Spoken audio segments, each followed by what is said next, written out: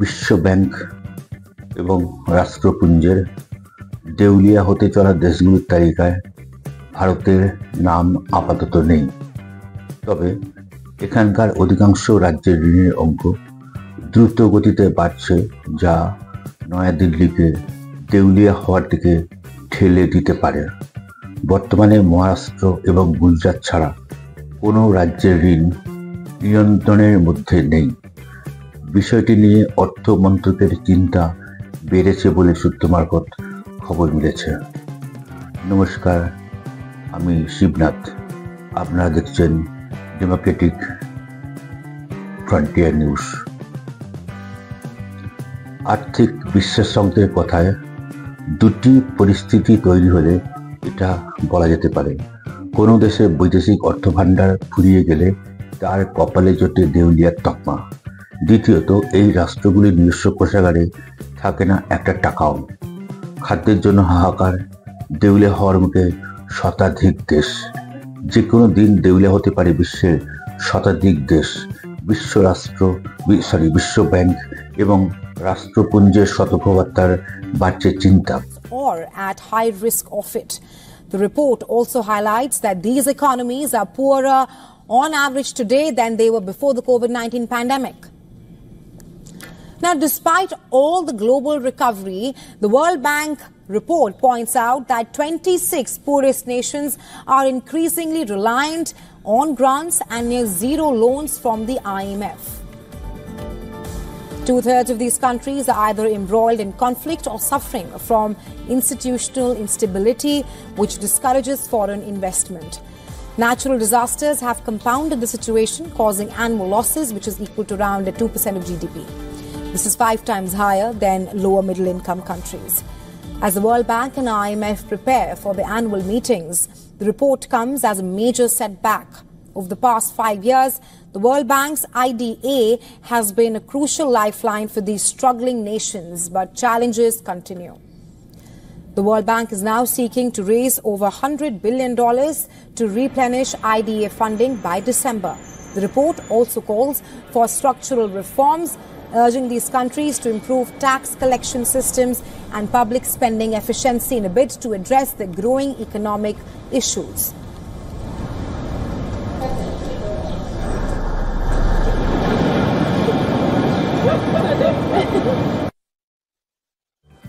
কোথাও এক টুকরো রুটির দাম আকাশ ছোঁয়া, কোথাও আবার পেট্রোল কিনতে নাবিশ্বাস উঠছে আম জনতার। শুধু তাই নয়, দেউলিয়া হওয়ার দরজায় দাঁড়িয়ে আছে শতাধিক দেশ। বিশ্ব অর্থনীতির এহেন করুণ দশা দেখে ভ্রু কুঁচকেছেন তাবর তাবর আর্থিক বিশেষজ্ঞরাও। রাষ্ট্রপুঞ্জের উন্নয়ন কর্মসূচি বিভাগের প্রধান আজিম স্টেইনার দাবি করেছেন, যে কোনো দিন কোষাগার শূন্য হতে পারে দুনিয়ার অন্তত 50টি দেশের। বিশ্বব্যাংক আবার এই তালিকা রেখেছে 104টি দেশের নাম। এর মধ্যে অধিকাংশই আর্থিক দিক দিয়ে পিছিয়ে পড়া হলেও সরু সুতো ঝুলছে বেশ কয়েকটি উন্নত দেশও। 2022 সালে সবার প্রথমে নিজেদের দেউলিয়া ঘোষণা করে শ্রীলঙ্কার সরকার। ওই ঘটনার কিছুদিনের মধ্যেই প্রায় একই পরিস্থিতি হয় নেপালের। তালিকার নাম রয়েছে Peru, Tunisia, Sudan, Lebanon, Ghana, Kenya, Argentina, মিশর এবং তুরস্কের। বিশ্ব ব্যাংকের মতে ভাঁড়ে মা ভবানী দশা প্রতিবেশী পাকিস্তান এবং বাংলাদেশেরও। এখন প্রশ্ন হলো, কখন কোনো রাষ্ট্রকে দেউলিয়া বলে ঘোষণা করা হয়? দেশ দেউলিয়া হলে সাধারণত প্রথমে সেখানে দেখা দেয় জ্বালানি এবং খাদ্যের সংকট।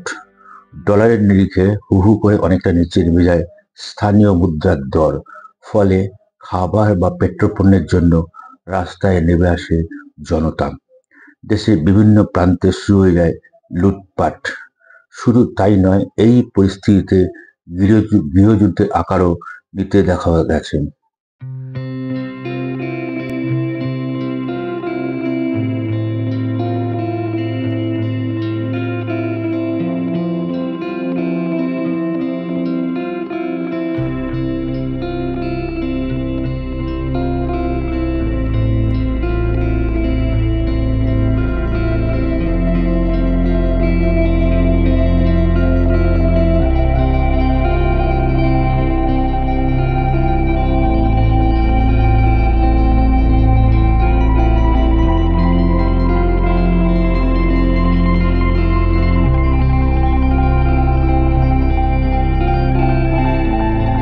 শ্রীলঙ্কার পাশাপাশি সাম্প্রতিক অতীতে দেউলিয়া হয়ে যাওয়া পেরু বা আর্জেন্টিনার ভয়ঙ্কর ছবি প্রত্যক্ষ করেছে বিশ্ব।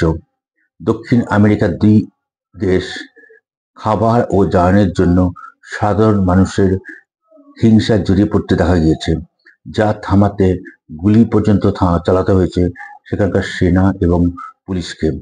দেউলিয়া রাষ্ট্রের আরও কিছু বৈশিষ্ট্য রয়েছে। অনেক ক্ষেত্রেই অস্বাভাবিক ঋণের জালে জড়িয়ে থাকে এই সমস্ত দেশ। উদাহরণ হিসেবে দক্ষিণ আফ্রিকা বা পাকিস্তানের কথা বলা যেতেই পারে। সংশ্লিষ্ট রাষ্ট্রগুলির জিডিপির হার ঋণাত্মক হয়, অর্থাৎ নেগেটিভ। গত 30 বছরে প্রথমবার আর্থিক বৃদ্ধির সূচকে যে ছবি কেনিয়ায় দেখা গিয়েছে। কিন্তু কেন হঠাৎ আর্থিকভাবে ডুবতে বসেছে দুনিয়ার এতগুলি দেশ? এর নেপথ্যে মূলত 4টি কারণের কথা বলছেন অর্থনীতিবিদরা।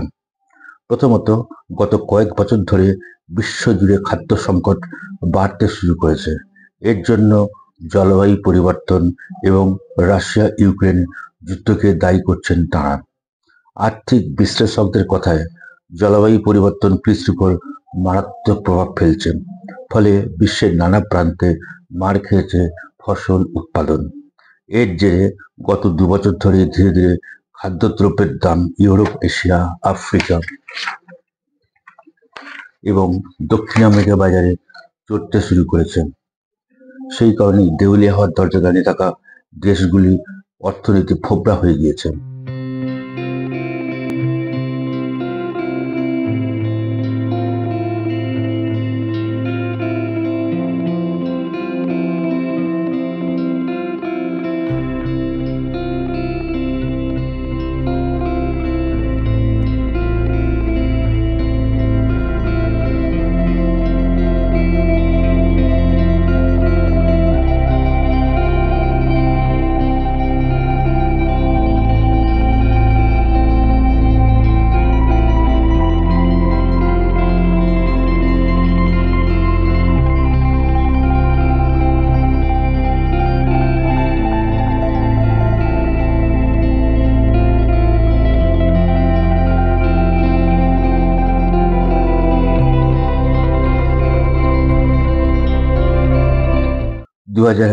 সালের 24শে ফেব্রুয়ারি থেকে ইউক্রেনে বিশ্বের সেনা অভিযান অর্থাৎ স্পেশাল মিলিটারি অপারেশন চালাচ্ছে রাশিয়া।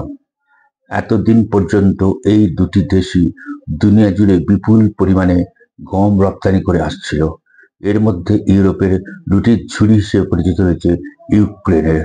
যুদ্ধ বাধায় গমের রপ্তানি বন্ধ রেখেছে পূর্ব ইউরোপের এই দুটি দেশ। পশ্চিম এশিয়া এবং আফ্রিকার অধিকাংশ দেশ রাশিয়া এবং ইউক্রেনের গমের উপর নির্ভরশীল। রপ্তানি বন্ধ থাকায় এই দেশগুলিতে খাবারের দর আকাশ ছুঁয়েছে। ইরাকে আটার দাম 35% বৃদ্ধি পেয়েছে। দাম ঊর্ধ্বমুখী থাকায় মাত্র 2 মাসের গম মজুত করতে পারছে মিশর। খাদ্য সংকটের পরেই আসবে জ্বালানির মূল্য বৃদ্ধি। রাষ্ট্রের দেউলিয়া হওয়ার দ্বিতীয় মূল কারণ হিসেবে এই মূল্য বৃদ্ধিকে চিহ্নিত করেছেন আর্থিক বিশ্লেষকরা। ইউক্রেন যুদ্ধ শুরু হওয়ার আগে পর্যন্ত পশ্চিম ইউরোপের ফ্রান্স এবং জার্মানির মতো উন্নত দেশে খনিজ তেল এবং প্রাকৃতিক গ্যাস সরবরাহ করে আসছিল মস্কো। কিন্তু সংঘর্ষ বাধ্যেই রাশিয়ার উপর নিষেধাজ্ঞা জারি করে আমেরিকা এবং পশ্চিম ইউরোপ। ফলে রাতারাতি বন্ধ হয়ে যায় মস্কো থেকে তরল সোনা অর্থাৎ প্রাকৃতিক গ্যাসের তরল সোনা অর্থাৎ পেট্রোল এবং প্রাকৃতিক গ্যাসের আমদানি। পাশাপাশি নিষেধাজ্ঞার জেরে বিশ্ববাজারে যেভাবে তেল বিক্রি করতে পারছে না রাশিয়া, ফলে লাফিয়ে লাফিয়ে বাড়ছে পেট্রোপণ্যের দর।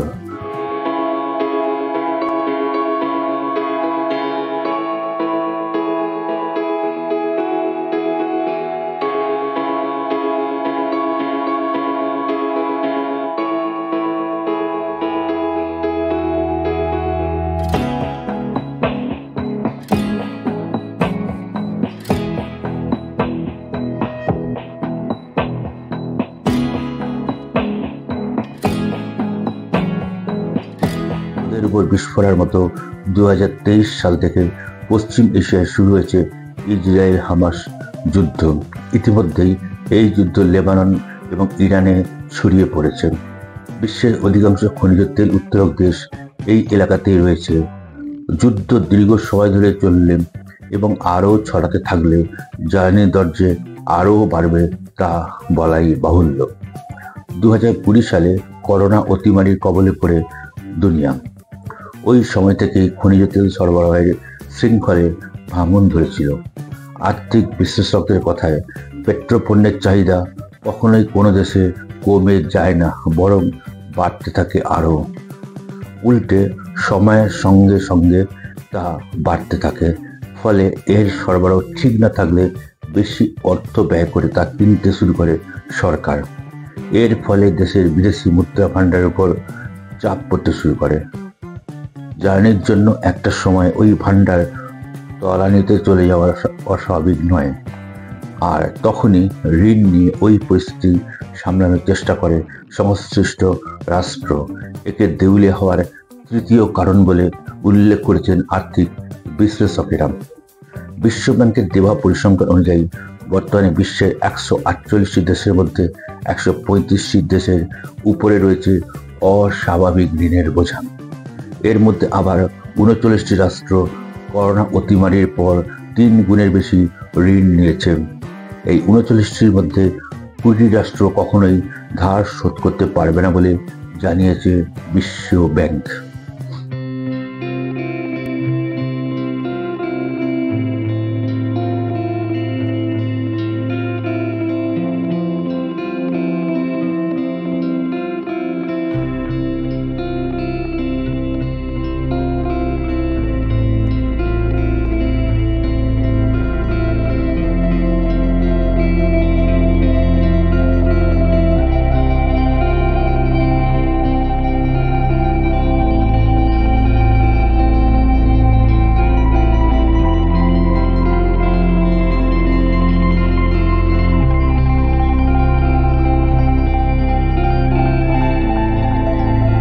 উদাহরণ হিসেবে টিউনিশিয়ার কথা বলা যেতে পারে। 2021 সালে আফ্রিকার এই দেশটির ঋণের পরিমাণ জিডিপির 100% গিয়ে পৌঁছায়, অর্থাৎ আয় এবং ব্যয়ের সমান। এবং এর ফলে সেখানে আর্থিকভাবে সেখানে একটা স্থবিরতা আসে। এই পরিস্থিতিতে টিউনিশিয়ার কোনো রকম উন্নয়নমূলক কাজ হওয়া অসম্ভব। দেশ দেউলিয়া হওয়ার সর্বশেষ কারণ হিসেবে মুদ্রাস্ফীতিকে দায়ী করেছেন এই অর্থনীতির বিশ্লেষকেরা। আর্জেন্টিনায় এর পরিমাণ 62%। অন্যদিকে 70% মুদ্রাস্ফীতি রয়েছে তুরস্কে। আর্থিক বিশ্লেষকরা এও জানিয়েছেন যে মুদ্রাস্ফীতির হার 7% বা 7 অর্থাৎ 7 এই শতাংশ বা তার বেশি হলেই সংশ্লিষ্ট দেশ বড় সংকটের মুখে পড়তে পারে।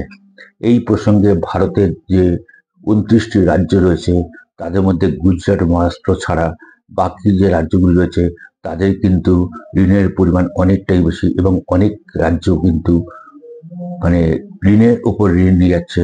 তার ফলে কিন্তু সেই রাজ্যগুলির জন্য ভারত ধীরে ধীরে দেউলিয়া হওয়ার পথে অগ্রসর হতে পারে। তার কারণ রাজ্যগুলি দেনা শোধ করার ক্ষমতা যদি নষ্ট হয়ে যায় তখন কিন্তু কেন্দ্রকেই তার ভার নিতে হয়। অর্থাৎ এটা কিন্তু শুধু সেই রাজ্যের সমস্যা নয়, এই সমস্যাটি ভারত রাষ্ট্রেরও। আজ এই পর্যন্তই। পরের খবর নিয়ে আমি দ্রুত ফিরে আসছি। আপনারা সবাই ভালো থাকুন। নমস্কার।